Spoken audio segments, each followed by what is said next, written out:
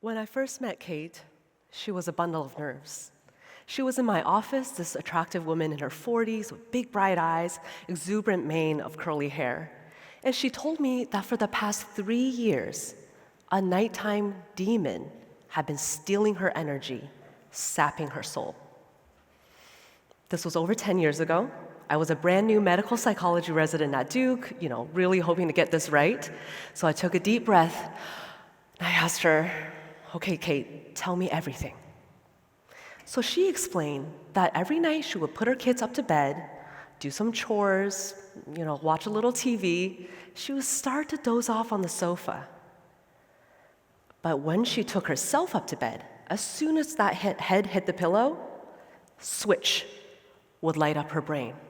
And her mind would race and race and race about the news, about her work, about that one awkward thing she said the one time to what's-her-face. And she would beg her brain to shut up. Please, she would bargain with it, she would threaten it. But whatever she did, she just got more revved up. Eventually, she'd fall asleep, only to wake up a couple of hours later to struggle all over again and again, until her alarm clock would shove her into yet another day that started with exhaustion. Kate had chronic insomnia. Now, at the time, my first flailing instinct was, but how's your sleep hygiene? But Kate was prepared. She came with a spreadsheet of 6 months worth of her sleep tracker data, along with daily logs of her meals, her screen time, her caffeine use, her stress levels, every sleep hygiene variable you can imagine. Because you see, Kate was a data scientist, and she had been combing her data, looking for that algorithm that would solve her insomnia. So she tried things like only non-aerobic exercise after 5 p.m., no screens leading up to bedtime, meditating every time she woke up at night, and setting her thermostat to exactly 67 degrees. And her sleep just got worse. But why? Wasn't Kate doing all the right things with sleep hygiene? And she was working so hard, she perfected her bedroom. Why is this not working? Well, let's back up a moment and imagine that someone comes to you for relationship advice. He says, "I don't know why, but we're just really distant. We're out of sync. She doesn't want to hang out with me anymore. What should I do?" This one seems pretty obvious, right?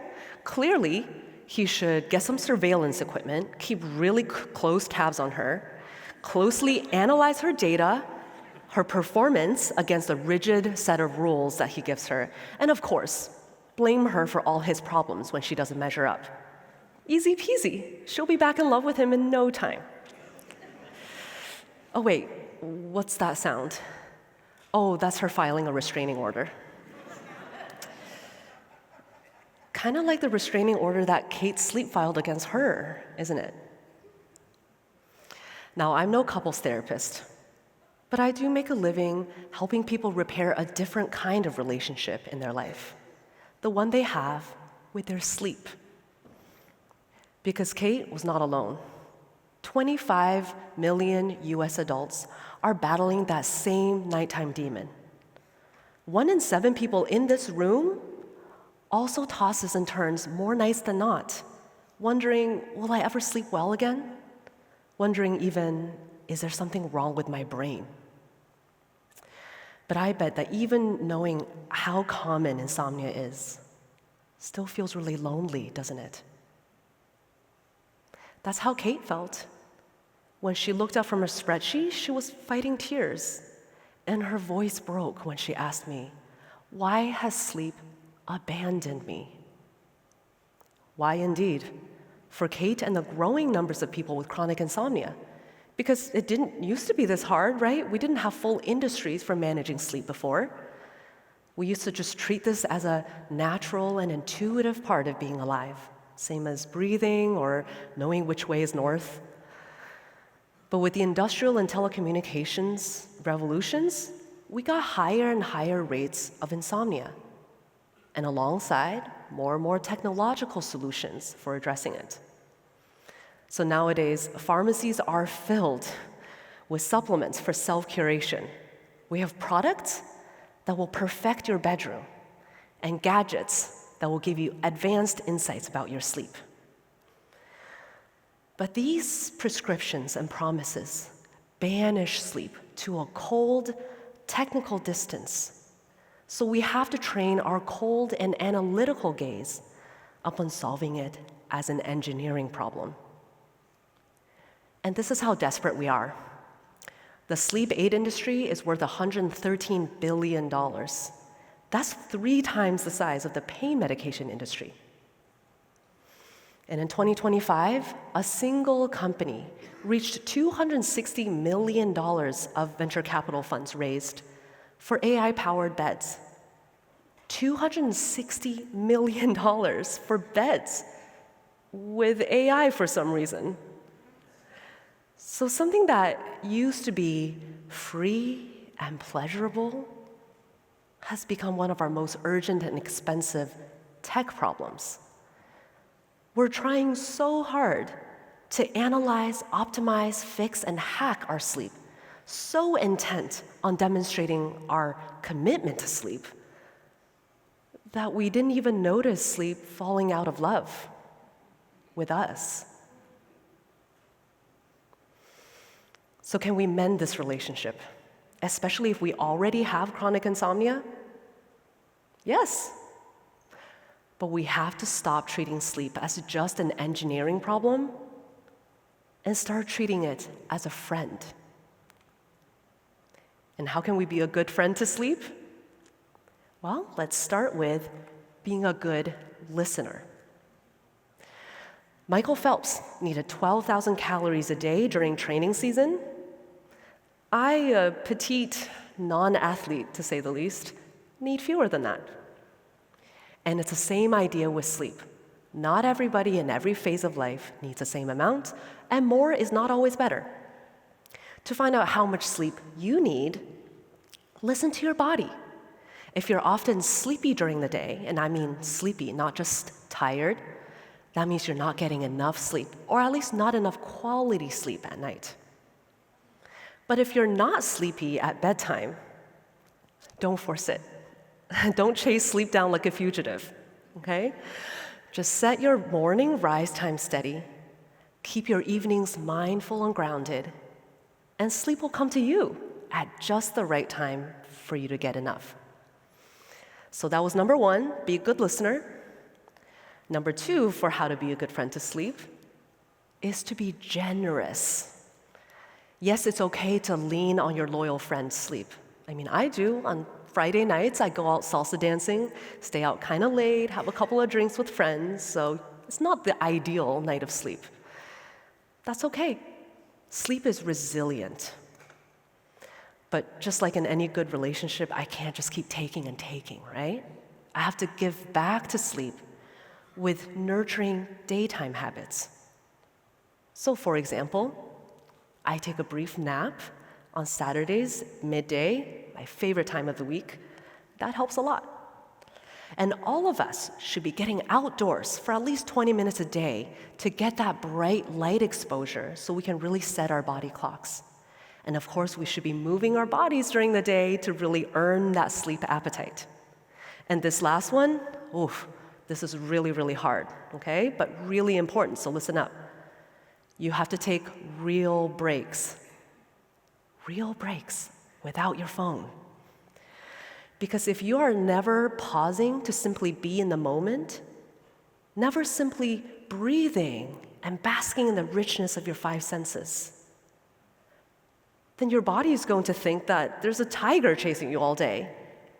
And if there's a tiger on your tail, why would it let you sleep? Right? So be a good listener, be generous, and last but not least for today, for how to be a good friend to sleep, be fair. Don't blame sleep for all your problems. I know when you're tired during the day, it's very tempting to chalk that up to your insomnia from last night. But that just adds to the performance anxiety for the next night. The good old-fashioned, if I don't fall asleep really soon, I'm going to be useless tomorrow. Again. But let's think. Are there any other potential reasons for your daytime fatigue? Are you stressed, dehydrated, bored, sitting for too long, overstimulated, understimulated? Because these are more likely to be the real culprits of your daytime fatigue and your nighttime insomnia. And also, let's think. Let's be honest. Are you really going to be useless tomorrow? Are there times in the past when you didn't sleep well and then functioned just fine the next day? Also, do you really need to sleep the same way you did when you were younger? Sure, when you were going through puberty, you needed 10 hours of sleep, 11 hours of sleep, because your brain was busy releasing growth hormones and sex hormones and practicing algebra. But now, if you're, let's say, in perimenopause, your brain has a different job. Good thing, sleep will automatically adjust to accommodate that. Okay, so to review, be a good listener, be generous, be fair. If you start treating sleep in these ways, you'll be well on your way to earning back its affections. Now, I call these tips being a good friend to sleep because, that's catchy and cute. But they are actually drawn from a real treatment called cognitive behavioral therapy for insomnia, or CBTI for short. Now, this treatment is backed by over 100 randomized clinical trials. And by the way, in most of these trials, the control condition is sleep hygiene education. You heard that right. Sleep hygiene is literally the placebo that we use in insomnia trials. This cognitive behavioral therapy, on the other hand, it is strongly recommended by the American College of Physicians over and above any sleep medication. Now, you may be wondering, okay, this CBTI thing seems great in controlled trials, but I have back pain, or anxiety, or depression, or I have young kids, or a demanding career, no air conditioning, or my partner snores. True story for me. Could this possibly work for me? Yes, it can. The reason we have so many of these studies on this topic is because we've studied CBTI in a dizzying array of different situations. That's why we have CBTI for teens, CBTI for older folks, CBTI for people with chronic illness, during pregnancy, with fibromyalgia, for military veterans with combat trauma, in a box with a fox. At this point, we know that CBTI works well for most people who give it an honest shot, no matter what else is going on in their life. And this cognitive behavioral therapy, or CBTI, that's what Kate and I worked on, with smashing success. Kate let go of her rigid rules and started listening to her body. She made little changes during the day, like going for a lunchtime walk outdoors. She even started to enjoy her extra me time at night when she woke up. And ironically, these times got shorter and fewer between. Soon, Kate wasn't afraid of bedtime anymore. Her energy came back, her confidence, her sense of humor. For the first time in a long time, when Kate played with her kids, she laughed from her belly. Now, repairing your relationship with sleep is going to feel like hard work sometimes. But I promise it's not harder than wrestling with an engineering problem for the rest of your life. Because after all, if you live to be 100 years old, you will have slept about 30 years. 30 years in the same marriage, in the same room. So the question is, what kind of relationship would you like to have with your sleep? Thank you. Thanks.